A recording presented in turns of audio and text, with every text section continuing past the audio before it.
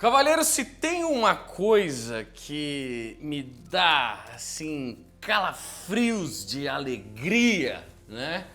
É aquela intersecção que acontece entre o mundo dos carros de corrida com o mundo dos carros de rua. E essa intersecção desses dois mundos, desses dois universos, aconteceu de maneira esplendorosa ali por volta dos anos 80 e 90 com o Grupo B de Rally. Nessa época, nós tínhamos verdadeiras máquinas de mais de 600 cavalos correndo nas montanhas e nos cascalhos de diversos países, em circuitos mirabolantes, no meio das pessoas muitas vezes, né? E voando por cima de montanhas de uma maneira completamente descontrolada, né? E ao mesmo tempo as mesmas montadoras que faziam esses carros de corrida criaram versões de rua desses carros, dessas verdadeiras lendas. Se você acha que dirigir um Fórmula 1 era difícil, meu amigo, você não tá ligado no Grupo B de Rally, cara. Ali é o ápice da testosterona, ali é o ápice do risco, ali é o ápice do fogo fumegante, ali é o ápice da possibilidade de morrer, certo? E eu vou fazer agora 5 carros que correram no Grupo B de Rally e que você podia comprar também na rua, para você, em vez de morrer lá saltando o morro de Pikes Peak, né, e cair no penhasco, você cai aqui na Imigrantes, ou ali no Rio Tietê com ele também, entendeu? Dava pra fazer isso nessa época, hoje não dá mais, né? Então, vamos falar aqui das 5, eu tô falando sério, velho, teve uns caras que caíram no Rio ainda, enfim, recentemente aí. Bora! Então, o Audi 4S1 é o primeiro item da nossa lista aqui, e esse da carro aqui, ele é icônico por vários fatores, né? Foi o primeiro projeto, assim, de motorsport que a Audi pensa em construir ali no final das décadas de 70, que sai com o Audi 4, né? Ou o UR 4, o predecessor 4. E engraçado que a Audi utiliza uma palavra em italiano, 4, né? De 4 em italiano. É 4 com 2 T's, entendeu? Para fazer o nome do carro, que ia ser um ícone da Alemanha, né, da Audi principalmente, e ele ganha esse nome justamente por causa da tração 4x4, que era uma inovação da época ali, considerando principalmente nessas competições aí do Grupo B de Rally, certo? E por causa dessa tração 4x4 e do motor 5 em linha, e eu já contei muita dessa história lá no vídeo do RS2, você clica aqui para dar uma olhada, que eu conto toda a história de desenvolvimento desse motor. Inclusive os 5 cilindros do RS2 tem uma simbiose com o nosso Volkswagen AP aqui, certo? Dá para trabalhar. Uma origem genealógica nos dois motores, tanto no 4 em linha como no 5 em linha. E aqui de apenas 2,1 litros e uma monstruosa turbina. Esse carro produzia ali por volta de 490 cavalos na versão original. Mas aqui a gente está falando do Audi S1 E2, que correu nas competições ali de rally, né? Se eu não me engano a inauguração foi lá numa etapa na Argentina, foi uma das primeiras voltas aqui dessa versão do 4. E ele terminou com mais de 600 cavalos ali, dominando Pikes Peak, né? E assim, esse carro ele tem tantos liveries, ele tem tantas configurações. Primeiro que assim, o 4 ele já é uma coisa maravilhosa, né? Assim, na sua quadradez, eu diria, né? É um carro bem quadrado, bem chapado, típico ali da década dos anos 80, né? E ele ganha body kits, dependendo da competição que a gente tiver, ali com aqueles faróis em triângulo lá na frente. Depois ali em Pikes Peak o carro ganha uma asa dianteira completamente assim dimorfa ali, né? Mas que criava esse efeito de downforce para ajudar o carro a dominar aí. Enfim, assim, 600 cavalos, 1000 quilos, aquela roupagem de Passat robusto, né? E dominou de fato aí essas etapas ali no início dos anos 80. certo? Tem lendas aqui de pilotos e esse carro, na verdade, ganhou também uma versão de rua. Em 1983, a Audi lança o Audi Sport 4, que foi limitado ali por volta de 200 unidades e aqui tinha o sistema de tração 4x4 com o motor 5 em linha, produzindo aqui por volta de 306 cavalos. Bastava levar o mesmo motor para uma preparadora, aumentar a pressão, trocar a turbina e aí a mágica acontecia. Só 200 unidades, o que faz com que esse seja um dos carros mais caros aí do grupo Audi, né? E esse aqui é o predecessor de toda a Audi RS, né? Então assim, do 4 que hoje é um ícone, né? Um pedigree genético da própria Audi, que começou tudo aqui, ó, nesse cuspidor de fogo, né? Icônico ali dos anos 80, né? Bom, cavaleiros, se isso não era o suficiente para você exalar testosterona pelos poros da sua pele, tinha um outro carro, esse italiano, né? Vindo lá da Lancia, o Lancia Delta S4. Foi uma segunda versão de um Lancia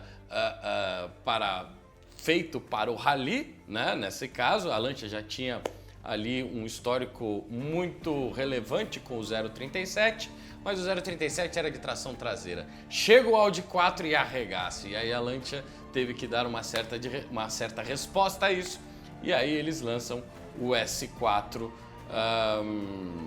traçado, né, em 85. A novidade do Lancia Delta era, na verdade, aquele motor de 4 cilindros, um a menos que o 4 Audi, né? Mas com um sistema compound de um turbo compressor e um supercharger, né? Ambos trabalhando ali para tentar um compensar o outro. Quando a turbina não entrava, tinha o supercharger. Quando o supercharger estrangulava, tinha a turbina. E essa salada de compressores produzia ali nas versões mais apimentadas por volta ali dos seus 500 PS, que dá por volta ali de 490 cavalos, de 1,8 litros. Né?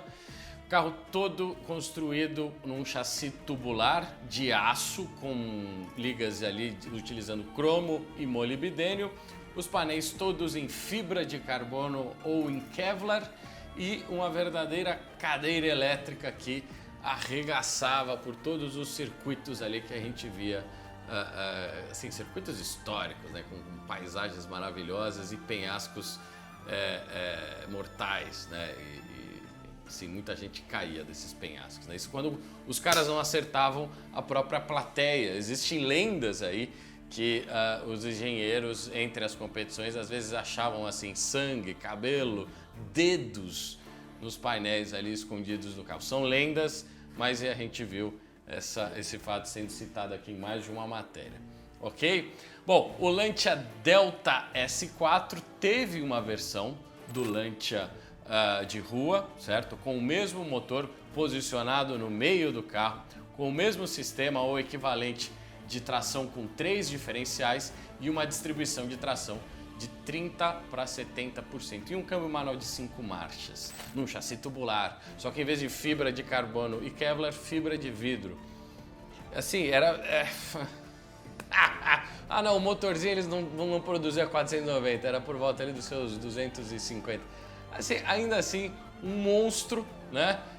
Com essa origem aí do Lancia Delta S4, só que na versão de rua, certo? Bom, cavaleiros, na verdade, aqui em terceiro lugar tem um carro que você não está esperando, certo? Mas acontece que a Audi domina ali até 84 com o Audi 4, e em 85 e 86, quando a gente teve o Lancia Delta S4, na verdade o Lancia não ganhou nada. Quem ganhou foi o Peugeot 205 T16. Cavaleiros, um Peugeot ganhou os 2 anos ali sequentes com a retirada da Audi. Na verdade, eles já estavam ganhando em 84 as últimas etapas já com esse carro, com o Peugeot 205 T16. E esse carro, na verdade, ele é uma salada deliciosa, porque eles pegam o 205 original, que é um carro lá com motor lá na dianteira, pegam a carroceria desse carro, começam a fatiar ela toda, ia para uma outra fábrica, e os caras jogaram o motor da dianteira para a traseira.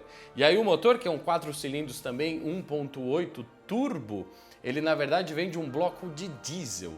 E a transmissão que foi acoplada a esse motor veio de um Citroën SM.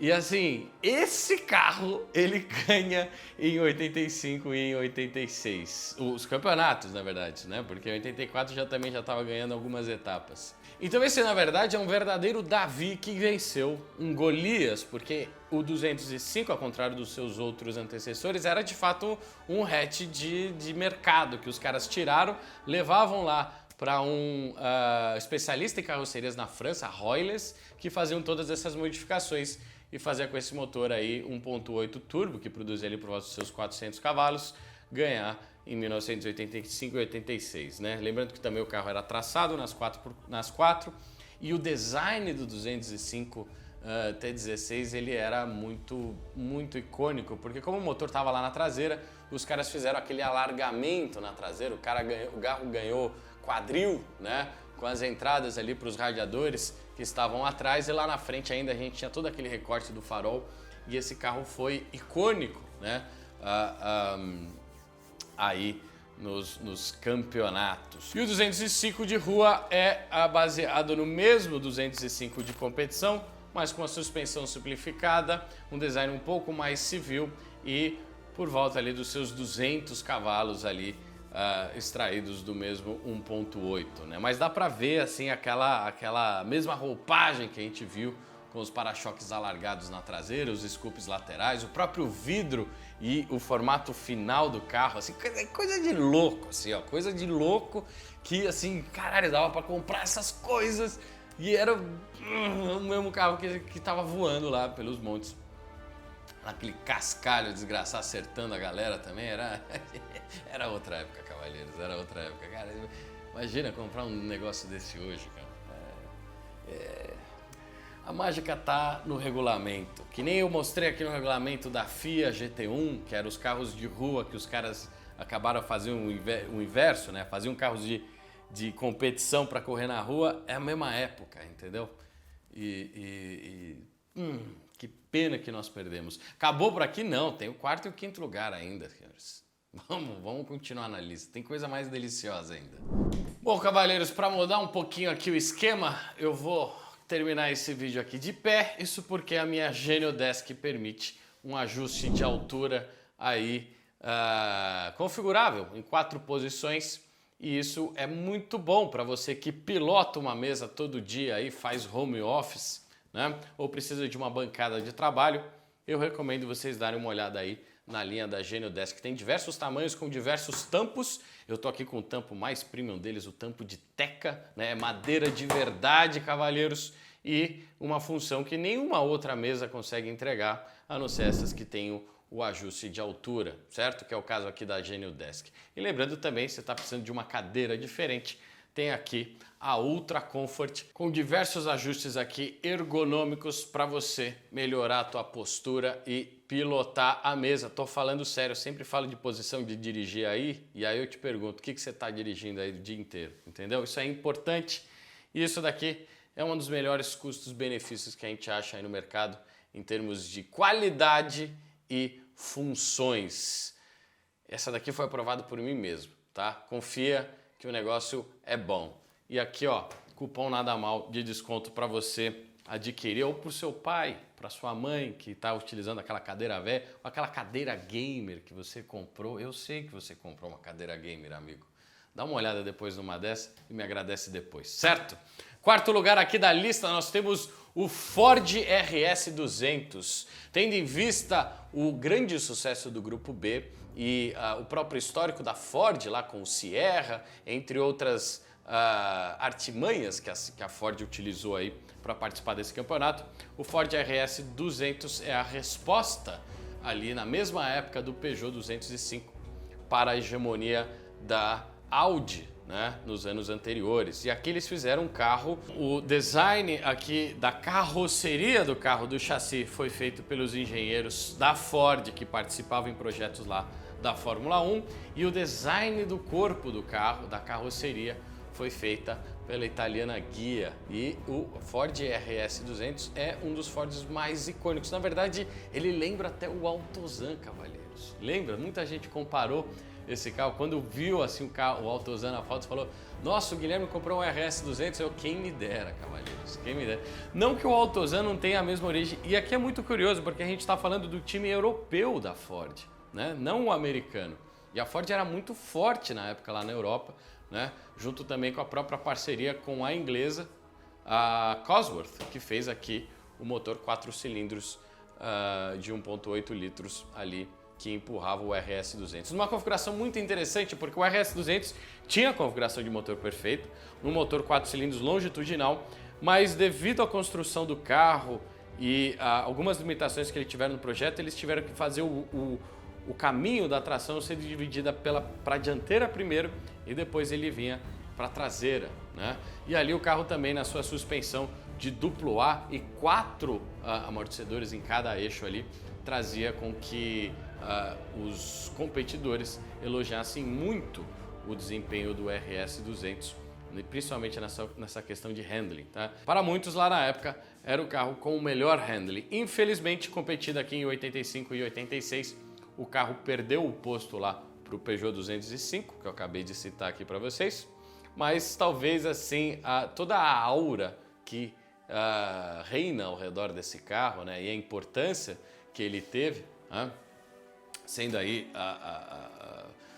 o sucessor dos Escorts, né, que eram muito famosos na época. Depois ele foi sucedido pelo próprio Sierra também, né, e essa parceria com a Cosworth, assim, eu acho que é uma união de grandes nomes ali da Ford, que infelizmente não são lembrados pelas vitórias, mas são lembrados sim pela participação, principalmente com esse aspecto do carro. O S2000 era um carro muito bem arredondado, muito suave, muito Altozan, de muitas vezes. Talvez o principal problema da falta de sucesso do RS 200 foi a baixa razão de potência por peso do carro, né? Esse 1.8 da Cosworth, na versão original, produzia na rua 250 cavalos e na versão de competição de 350 a 450 cavalos. E não era o suficiente para empurrar o RS 200 para frente. No meio ali de 86, o pessoal percebeu que o carro estava sem potência e eles aumentam o deslocamento para 2.1, mas de repente o grupo B termina e a gente nunca conseguiu botar esse motor de fato à prova, né? Com 2.1 litros, o motor chegou a produzir ali quase 550 cavalos, né?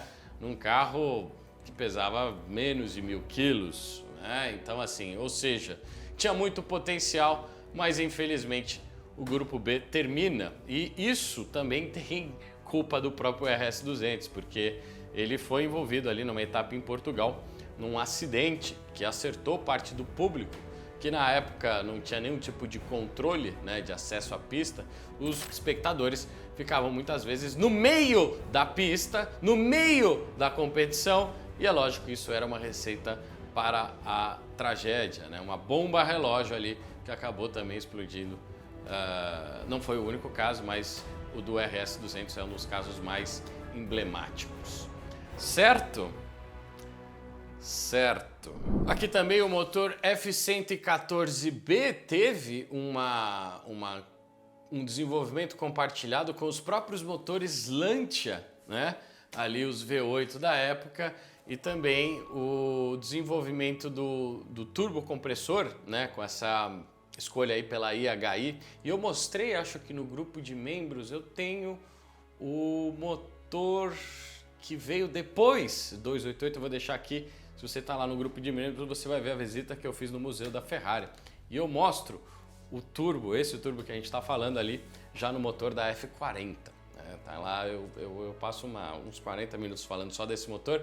Se você ainda não se inscreveu aí, o vídeo está no ar, certo? Lembrando que a 288 foi construída em cima da plataforma da 308, né? Então uma plataforma bem antiga, até um pouco antiquada, mas assim, o resultado final da 288 GTO é uma das Ferraris, assim, a predecessora, né, do início dos flagships aqui da marca, que é deliciosa, assim, com aqueles recortes, com aquelas guelras no paralama traseiro, com o paralama dianteiro mais abaulado. É uma verdadeira obra de arte que também chegou a ganhar um protótipo, chegaram a produzir 20 unidades aqui da GTO Evoluzione com o intuito de fazer a 288 participar lá do grupo B. Só que, de novo, não deu tempo, né? Com o término do grupo B lá em 1986, o carro só virou um protótipo e um ícone, né? De fato, aí